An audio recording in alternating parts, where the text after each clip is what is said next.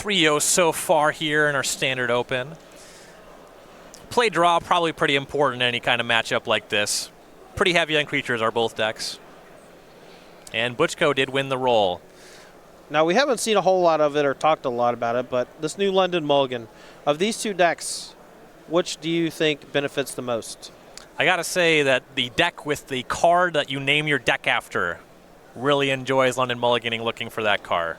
That is reasonable. I think the White Weenie deck really thrives on having these really explosive starts, and the London Mulligan just means you have fewer total resources. But 3 creatures here for Butchko on the first 2 turns, threatening to transform that Legion's Landing in a hurry. Yeah, Law Rune Enforcer on 1 into second Enforcer plus landing. Tomajko got attack down to 19. See what he can do on the second turn. He started on Sacred Foundry, so the mana is online for this Boros deck. Does play 4 Shocks as forms of interaction, also 4 Reckless Rage, but you need to have a creature of your own to target before you get that one online. Dreadhorde Arcanist will be the play. Yeah, and that's one that can kind of chew through the extra tokens generated by the Adonta the First Fort, the backside of Legion's Landing. You know, just being able to use those removal spells repeatedly is pretty sweet. If you combine that with Feather, you actually get to do this weird trick where you can play the spell from hand, cast Feather, attack with Dreadhorde Arcanist, and then cast it from graveyard again, and then it goes to exile. So here's an attack with the 3 creatures. The Arcanist jumps in front of the token because it can just eat that one in combat. You see the Legion's Landing transform. 2 damage comes across. Tomajko to 17. Token down. We'll see what the follow-up is. Uses the mana from that Adonto to cast a History of Benalia. Yeah, pretty great start here for Butchko.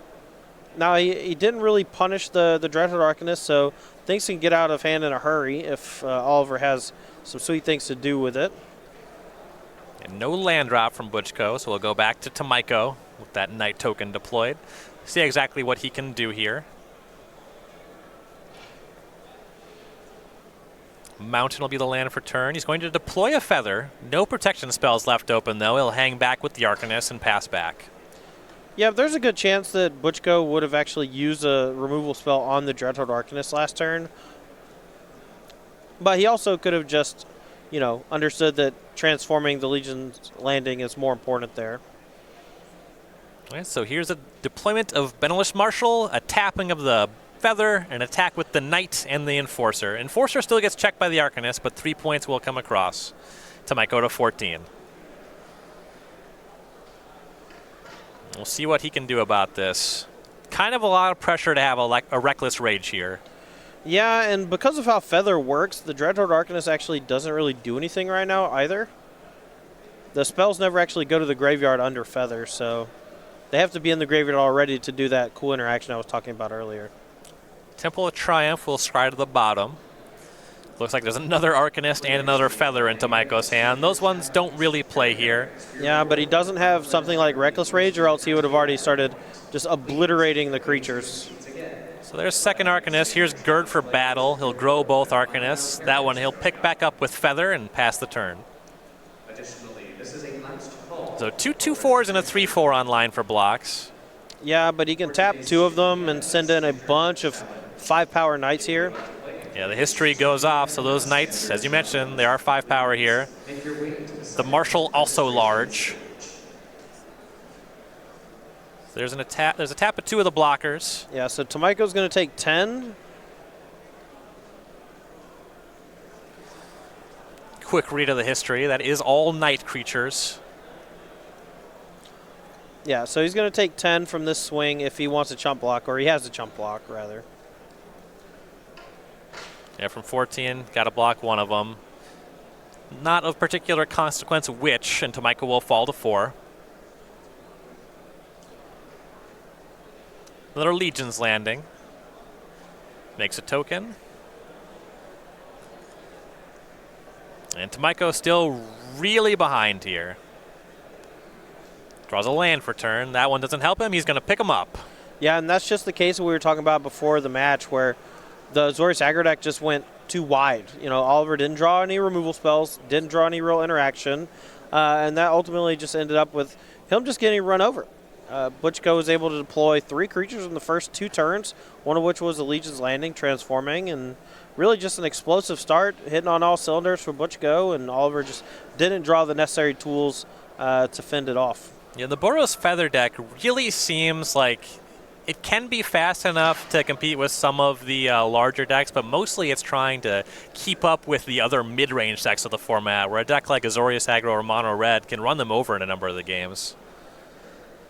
We don't have sideboards up just yet. We are working on that, but why don't we talk to you about Karnak's chairs for a bit? I have been loving having these for the broadcast, and we got a new promotion that we're rolling out. Ooh. You can save 10% on your own Karnak's chair if you go to karnaks.com/SCG.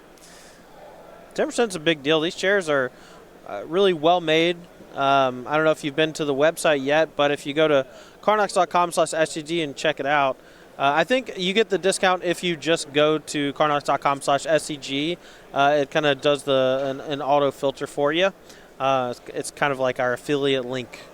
But I just want to say the chairs are really nice. We've been using them on Versus Live for the past few months. We're using them right now. I'm sitting back. I'm feeling pretty comfy. Had some nice shots. We also have the Karnak chairs in the feature match area. Dominic Harvey on the winning team last weekend. Taking a nap. Some full recline going on. All right, so here's some sideboards. Let's start over on John Butchko, who is now up a game.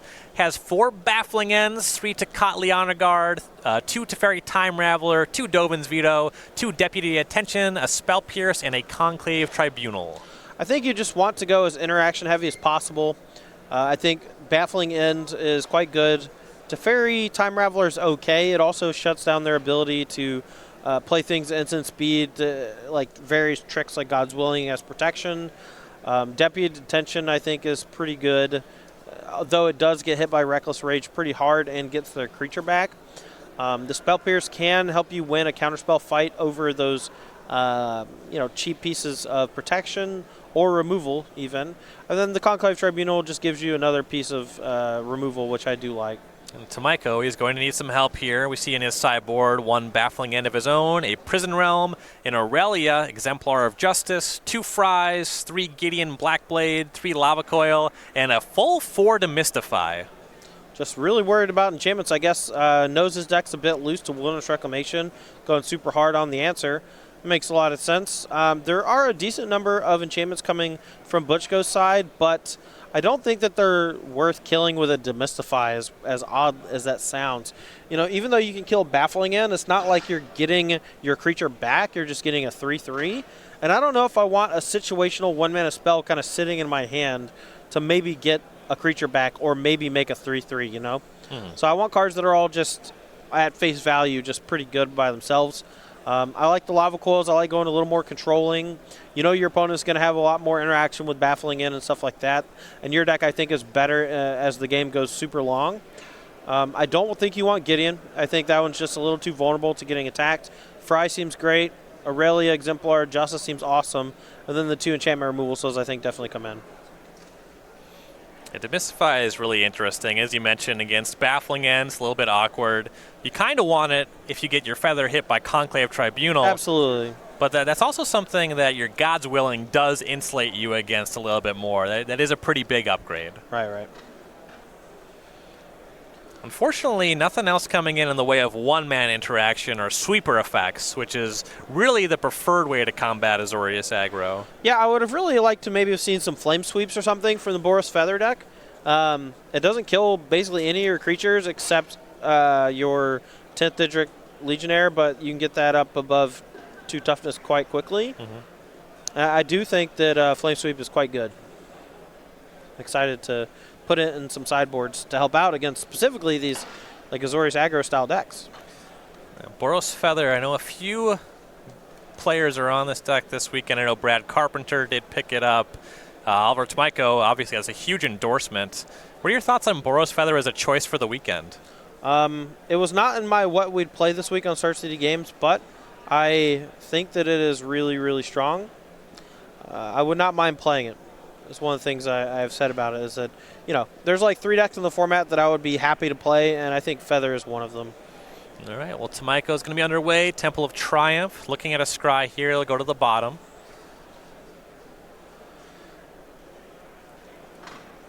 Butchko will start with Law Rune Enforcer again. That card pretty impactful in this matchup, actually. Yeah, it does slow down some of those creatures as they grow large. 10th District Legionnaire, tapping down the Dreadwood Arcanist. Tomajko will shock for a Sacred Foundry. He has turn 2 Arcanist. This time it's actually sized reasonably. Just a tapped Hallowed Fountain for Butchko. No turn 2 action. For a deck like Azorius Aggro, that can sometimes mean that they're heavy on impactful 3-mana spells. Yeah, just a bunch of history, Benalias, maybe Benalish Marshals. Just have to wait and see. Either that or just has a really bad draw. Here's a Legionnaire for Tomajko. The Enforcer will tap down the Legionnaire. Arcanist attacks for 1. Nothing in the graveyard. That's just going to be a hit for 1. And pass back. So Tomajko has that Temple untapped. Well, Tomajko also has a shock in hand. So if Butchko lets the guards down here, Oliver can shock something, untap, attack with Arcanist, and shock something else. So, the Enforcer did attack, so Tomajko going to take a point there. And now we see history making a 2-2. So Tomajko should be at 17 now. Now, Tomajko needs to draw like 1 Defiant Strike at this point or something to really solidify his position. He has a Lava Coil in hand. He can rebuy the shock. But he needs something to get these 10th District Legionnaires just a small bit of a boost. A single Gird for battle would be nuts. So you see second Legionnaire. The Arcanist is going to use that shock from the graveyard, take down the Enforcer. 5 points come across. Sacred Foundry tapped. Just the last card in hand, though, is Lava Coil. As you mentioned, still missing a way to pump the creatures, so he's doing all right on the battlefield currently. Yeah, and the Dreadful Arcanist effectively turns any spell drawn into a double spell. And if it's a targeted thing, he's able to grow both of his 10th District Legionnaires in combat. So I like a spot. I like a spot for sure. So Butchko will make another knight off the history, deploys a Tomik and a 4th land. So he's leaving up 2 mana here. So go back to Tomajko. Lava Coil targeting Tomik. That's good. Tomik exiled. It looks like Mountain was the draw for turn. Not particularly helpful, but he's still pretty confident in attacking with all of his creatures. Raise the alarm here. It's a potential blowout. If Butchko actually gets to trade for both these 10th District Legionnaires, Oliver's going to be in some trouble. Yeah, that's a fairly serious swing here. By the way, the game is played out, it seems like there's realistically nothing that Tomajko would have here. He would have to have drawn it this turn. Well, he also probably would have played it pre-combat to get a counter on the... Whoa. Ooh. Okay. Everything on the Arcanist. I actually don't hate that either, because Dreadful Arcanist feels like the only card that really boosts Oliver's advantage from where he's at right now. The 10th District Legionnaires just get bigger and scry, but if Oliver doesn't have anything right now, one thing off the top is probably not enough to get the job done. He does get to maintain some of his creatures this way. You see the Knight growing up the history. That'll connect for 4. Tomajko to 13. Yeah, and the way this deck works, you just always want to be keeping creatures on the battlefield for things like Venerated Luxodon, Benalish Marshal, Conclave Tribunal. Interesting decision with this Loxodon for Butchko. He chooses to grow the Soldier token, but the Knight token he does not convoke, leaving that back as a blocker for a Legionnaire. Well, he's pretty low on life total, and I think he wants to maintain 2 blockers in case Tomajko has something like Reckless Rage to knock the Venerated Luxodon off before combat, because then Tomajko has to choose between attacking with the other Legionnaire or holding it back, and then Butchko can just trade if he does decide to attack with it. The topic of holding things back, I want to say that the card Tomajko drew there was a copy of Feather, just hanging on to it. Just past the turn, we see Butchko attack with just the Loxodon. That connects for 4, Tomajko to 9. And La Rune Enforcer, oh, and another Loxodon for Butchko. This time he'll go for a full convoke, everything but the other Loxodon. So the Soldier's up to a 3-3, Enforcer up to a 2-3, and that Knight to a 3-3 as well. Tomajko draws for turn. Another land, Basic Plains. So he'll cast the Feather now, but he has nothing to work with it. Just passes back. I think he just really wanted to hold it to protect it from a Conclave Tribunal, but now he's on the back foot, just had a couple of bricks. Yeah, ideally he could have drawn like Reckless Rage, cast it, raged immediately, raged again on Butchko's turn. Right. As it is, he's going to hit by Baffling End. Here's a tap on one of the Legionnaires. An attack with the creatures, and that's going to do it. John Butchko, a quick 2-0 over Oliver Tomajko. Impressive stuff from Butchko. Just absolutely decimated Oliver in a very short period of time. The Boros Feather deck, it's going to prey on the slower decks that are